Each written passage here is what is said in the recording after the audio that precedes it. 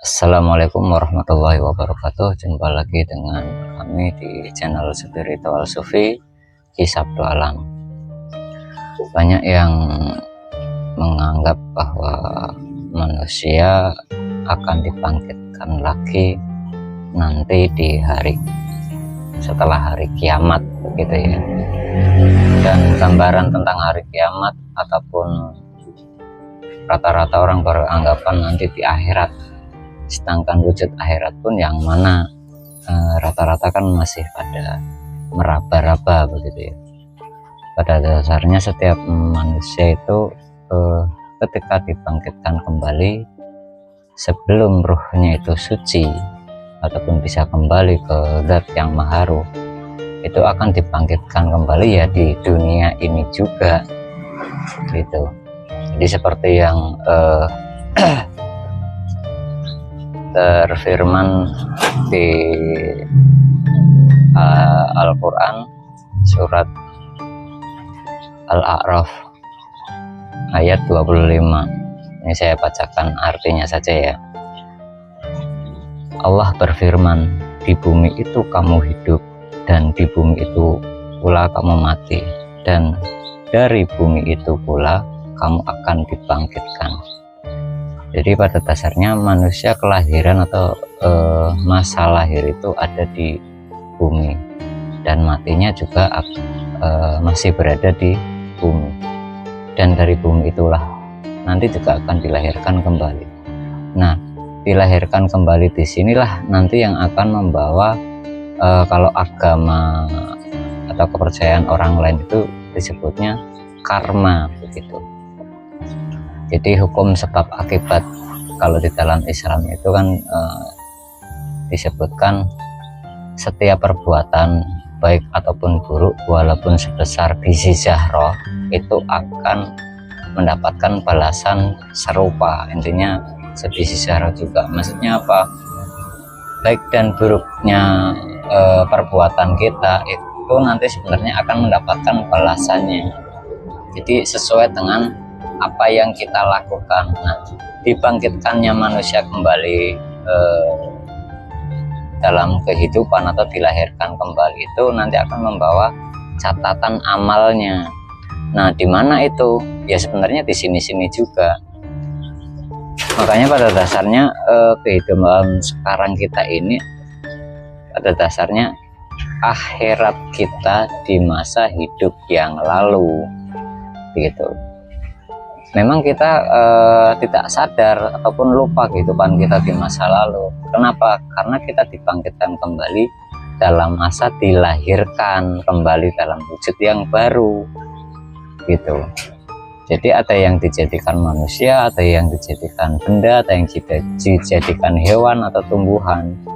Jadi setiap kehidupan yang ada di alam ini sebenarnya kehidupan di masa lalu, begitu. Dan mungkin akan berseberangan dengan ayat yang lain seolah-olah saja, karena ayat itu orang banyak menafsirkan bahwa kehidupan di dunia ini sebenarnya sudah tidak ada lagi selain hidup pada saat ini, padahal bukan begitu. Saya bacakan dulu di surat Al-Mu'minun ayat 99. Demikianlah keadaan orang-orang kafir itu, hingga apabila datang kematian kepada mereka, seseorang dari mereka dia berkata, ya Tuhanku, kembalikanlah aku ke dunia. Nah, dilanjut di ayat 100, agar aku dapat berbuat kebajikan yang telah aku tinggalkan. Dan di sini Allah menjawab, sekali-kali tidak, sungguh itu adalah dalih yang diucapkannya saja, dan di hadapan mereka ada barzah sampai pada hari mereka dibangkitkan. Nah, dalam penantian manusia untuk dibangkitkan kembali itu ada di alam barzah itu tadi. Jadi maksudnya apa? Manusia akan dibangkitkan lagi setelah melewati alam kematian, gitu. Nah, di situ nanti akan dibangkitkan lagi sesuai dengan perbuatannya, atau dalam bahasa kepercayaan lain itu karma, gitu. Kalau kecenderungannya dia umpamanya orangnya itu senang di bagian kesaktian ataupun apa, yang senang di bangsa-bangsa goib, ya arahnya juga akan ke situ. Kecenderungan di dalam hidupnya itu apa akan dibangkitkan di situ. Dan banyak di ayat-ayat Al-Quran yang lain menyebutkan ada yang dijadikan kera, babi, itu hanya gambaran-gambaran kecilnya saja untuk mewakili begitu.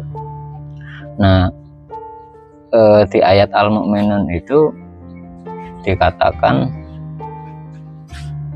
ya Tuhanku, kembalikanlah aku ke dunia. Nah, disinilah Allah tidak mengkabulkan itu. Karena apa? Di sini bukan berarti tidak ada kehidupan lagi. Maksudnya karena orang-orang kafir itu meminta dihidupkan kembali di masa lalunya gitu. Jadi bukan berarti tidak dibangkitkan lagi. Karena apa? Masa usianya sudah habis.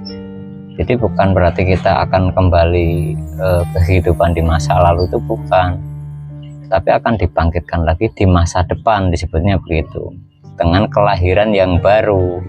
Nah, inilah selama manusia ruhnya itu belum suci, itu tidak akan bisa kembali kepada Tuhan Zat yang Maha Suci. Seperti di dalam surat Al-Baqarah ayat 28, Allah berfirman, bagaimana kamu ingkar kepada Allah padahal kamu tadinya mati, lalu Dia menghidupkan kamu, kemudian Dia akan mematikan kamu, Dia akan menghidupkan kamu kembali, dan kepadanya lah kamu dikembalikan. Nah, ketika manusia dalam kehidupan di selanjutnya itu seandainya dijadikan manusia kembali dan ruhnya itu telah suci dari hawa nafsu, jadi sebelum nafsunya itu ditundukkan, itu manusia tidak akan bisa kembali. Tapi ketika jiwa-jiwanya itu telah suci,